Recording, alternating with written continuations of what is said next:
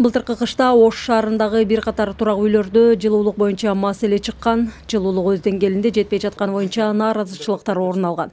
Мындай көрүнүштөр Төлөйкөн Кичи районундагы 13-26 үйлөрдө катталган. Былтыр ушул үйдө кичине жылуулук боюнча маселе болгон эле. Ошол маселени биз кыштын жаза көрдөп, эрте жаза айтканбыз. Жер төлөөсүнөн буларда маселе көп эле. Буга чейин кээ бир жерде пластик, кээ бир жерде эски темирлер болгон.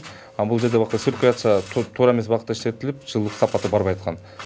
Жылуулук кору Кош каржылоо программасынын алкагында жаңысына алмаштырылууда. Аталган программа Ош шаардык мэриясы тарабынан жүргүзүлүүдө. Анда ремонтко жумшалчу каражаттын 50%-ын жергиликтүү жашоочулар, теңин Ош шаарынын муниципалдык турак жай коммуналдык ишканасы каржылап берет. 341 миң канча болду, жарымы мэрия берди. 170-ин мэриядан алдык, 170-ин биз топтодук. Элдердин акчасын топтоп, ошону кылып атабыз. Жакшы материалдарды алдык, качественный, өзүбүз кошо барып алдык, ага деле согласие беришти. Кудай кааласа быйыл ысык жатабыз деген ойдобуз.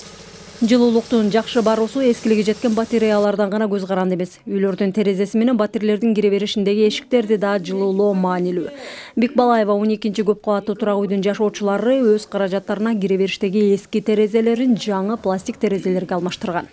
Домдун сулуулугу боюнча, жылуулугу боюнча аябай пайдалуу экен. Жашоочулар демилге көтөрүп, ушуну койдук. Анан кийин подъездерибизди ремонт кылдырдык, эшик койдурдук. Буюрса кышкыга даярдыгыбыз өтө сонун. Негизинен бул сыяктуу ремонт, кышка даярдык иштерин Кош каржылоо программасынын алкагында Ош шаарынын муниципалдык турак жай коммуналдык башкармалыгы жүргүзөт. Ишкана жыл башынан бери 10дан ашык турак үйдүн ремонтун каржылаган.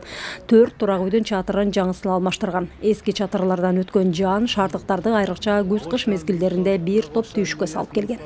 Жашоочулардын арызын негизинде иш кылабыз. Бизге көп кабаттуу үйлөрдүн үстүн жабуу, жер төлөөдөгү инженердик коммуникация системаларын алмаштыруу, ал жерде канализация, суу, жылуулук тармактары баардыгы камтып кетет. Ошондой эле подъезд, кирмелер деп коет, кирмелердин эски терезелерин жаңы терезеге алмаштыруу, анан ошол убакта эле подъездге кирүүчү эшиктерин жаңылап коюп атабыз.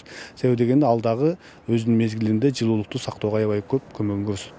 Ал арада Оштогу жылуулук менен камсыздаган 2 ишкана сентябрдын 25-инен октябрдын 1-ине чейин шаар ичиндеги турак үйлөргө карата гидравликалык сыноону баштады. Анда суу түткүтөрүн жана бекиткичтердин механикалык бекемдиги текшерилет. Домкөтөргө маалыматтарды берип атабыз. Анан берилген жерлерден бүгүнөн башталат. Берилектерге коркпоңуздар, ошо 30-на чейин биз баарын берип, маалыматтар жеткизебиз. Сыноо учурунда керектөөчүлөр жылытуу системасындагы түтүктөр туташкан жерлердеги жана элеватордук түйүндөрдөгү бекиткичтерди жабуулары зарыл.